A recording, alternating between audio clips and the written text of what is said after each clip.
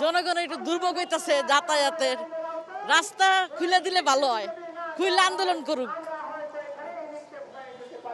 আমরা কাল সকাল থেকে অবস্থানরত।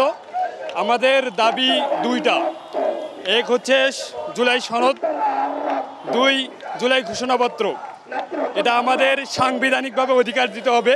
মুক্তিযুদ্ধ যেমন স্থান পেয়েছে সংবিধানের প্রথম অনুচ্ছেদে, আমাদের জুলাই শহীদদের, জুলাই যোদ্ধাদের, জুলাই সহযোদ্ধাদের অধিকারও তেমনভাবেই সংবিধানে অধিকার দিতে হবে এবং সেটা আইনি ভিত্তি থাকতে হবে, সেটা যেন অপরিবর্তনীয় হয়। এইভাবে আমাদের জুলাই ঘোষণাপত্র, জুলাই সনদ আমরা আদায় করা পর্যন্ত, যতক্ষণ না সরকার দিচ্ছে, এটা আমরা এখানে অবস্থানরত থেকেই আদায় করে নেব ইনশাআল্লাহ। আমরা এখানে দেখতে পারতেছি বিভিন্ন দল মত নির্বিশেষে এখানে কেউ কেউ চাচ্ছে না এখানে আবার সাইন দিতে। আমরা নির্দ্বিধায় পড়ে গেছি যে জুলাই সনদের খসড়া যে হয়েছে, সেই খসড়া রাজনৈতিক মহলে পাঠানো হয়েছে। এখানে এনসিপি, জামাত বা বিএনপি কেউ কেউ তাদের মতের ভিন্নতা থাকায় এখানে সাইন দিতে চাচ্ছে না। এটা আমরা চাচ্ছি যে সবাই ঐক্য এবং সবাই একসাথে হয়ে সাইন দিয়ে পরিপূর্ণ একটা জুলাই সনদ আমাদের সুবিধার্থে দিতে হবে। তো এখান থেকে আপনার কমলাপুর থেকে রিক্সা দিয়ে আসলাম মতিঝিল থেকে বাসে আসলাম। তখন ওই দিকে দেখলাম ব্যারিকেড ফেলানো রাস্তায়, তখন ওই জায়গায় বাস থেকে নামার পরে তার মানে আবার রিক্সা নিলাম, নেওয়ার পরে এখানে আসছি শাহবাগে। তারপরে আর রিক্সা যাইতে পারতেছে না, রাস্তায় এরকম একটা অবস্থান।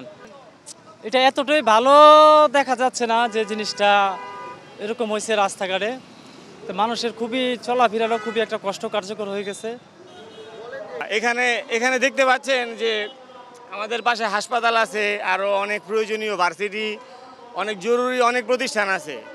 তো ওনাদের আমি যেটা মনে করি, এখানে সরোয়ার্দী উদ্যান আছে, ওনারা চাইলে যে কোনো আন্দোলন সরোয়ার্দী উদ্যানে করতে পারে, প্লাস প্রেস ক্লাবে করতে পারে, শাহবাগ মোড়েও চাইলে ওনারা করতে পারে, রাস্তার একটা কর্নারে করুক। এটা আন্দোলন করে দৃশ্যমান করার জন্য ওনারা কমলাপুর স্টেশন থেকে আসছে ট্রেনে জামালপুর থেকে। হ্যাঁ, ওইখান থেকে আসতে পারে না, আমি নিয়ে আসছি। আমি আসলে এই প্রফেশনাল লোক না, ড্রাইভিং চাকরি করি, এরা মাঝে মাঝে ছুটি পাইলে চালাই, তো নিয়ে আসছি, খুব কষ্ট করে নিয়ে আসছি। রাস্তায় আরও অনেক জায়গায় বইলা নিয়ে আসছি, পুলিশ আসতে দেয় না। কিন্তু এইখানে হচ্ছে ওনার পায়ে প্রবলেম, যার কারণে এখানে আসছে, চতুর্দিকে ব্যারিকেড দেওয়া। তো এটা আসলে ওনাদের না, আমাদের প্রত্যেকটা, আমরা যারা ঘরের থেকে তো বের হই কাজের উদ্দেশ্যে, প্রয়োজন ছাড়া তো কেউই ঘর থেকে বের হয় না। তো আমরা প্রয়োজনে আইসা এই ধরনের হয়রানি বা এই ধরনের আমাদের যে কি বলবো, বলার ভাষা নাই, সবসময় এই ধরনের। তো আমাদের বর্তমান প্রধান উপদেষ্টা মাননীয় প্রফেসর ইউনূস স্যার, ওনাকে বলবো উনি যেন এইসব বিষয়গুলিতে আসলে একটু ভালোভাবে আর কি নজর দেন। আমরা গত 24 ঘন্টা যাবত এখানে অবস্থান করছি। আমরা এখানে অবস্থান করার একটাই লক্ষ্য, আমাদের ঘোষণাপত্র এবং আমাদের সনদপত্র সাংবিধানিকভাবে আমাদেরকে এটা দিতে হবে। বিভিন্ন দলমত নির্বিশেষে যারা আলোচনা করছে, তাদের আলোচনা তাদের জন্য তারা আলোচনা করে, আমাদের জন্য আমাদের এখানে কোনো ঘোষণা এখনও দেওয়া হয় না। আমাদের যখন ঘোষণাটা আমরা পাবো, যখন আমাদের সামনে এটা উপস্থিত হবে, জাতির সামনে উপস্থিত হবে, তখন আমরা রাজপথ ছাড়বো। আমাদের অধিকার এখনও আদায় হয় নাই। ওনারা আমাদেরকে আগেও আশ্বাস দিছে, এখনও আশ্বাস দিয়ে যাচ্ছে। তো আশ্বাসে আমরা চলবো না। আমাদের অধিকার যখন আদায় করা সম্পূর্ণ হবে, তখন আমরা আমাদের এই রাজপথ পরিত্যাগ করব। আমরা আমাদের মায়ের কোলে অবস্থান নেব, তার আগে আমরা এখান থেকে অব্যাহতি নেব না। সেটা রাস্তা বন্ধ করে না, রাস্তা না বন্ধ করে নির্দিষ্ট একটা জায়গায় গিয়ে করা যায়, লিখিতভাবে দিয়ে এটা আন্দোলন করা যায় আর কি। এই যে আমি এখনো প্রায় আধা ঘন্টা থেকে দাঁড়ায় আছি, হসপিটালে রোগী ভর্তি, অপারেশনের বাসায় যাব চেঞ্জ করতে, দাঁড়ায় আছি, যেতে পারবো। সুযোগটা হলো আমাদের ছাত্র উপদেষ্টা যে দুজন আছে, আসিফ এবং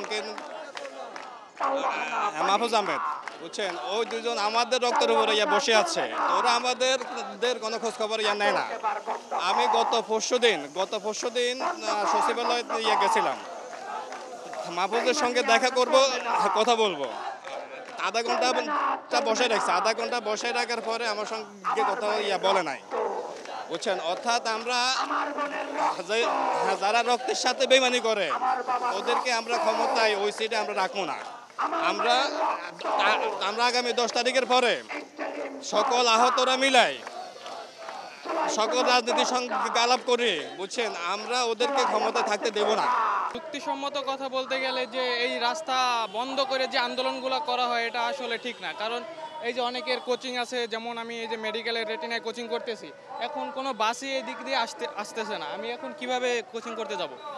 এই যে আমার যে 10টা 10-এ আমার পরীক্ষা, এখন আমি কিভাবে পরীক্ষা দিতে যাব? এই যে মানুষের যে একটা হয়রানি করতেছে এটা কোনোভাবেই ঠিক না। এখন বাংলাদেশের যে পরিস্থিতি, এখন যার মন ইচ্ছা যেই চায় যে কোনো রাজনৈতিক দল সবাই রাস্তা বন্ধ করে সাধারণ জনগণের সব সময় মানে দুর্ভোগ একটা করেই দেয়।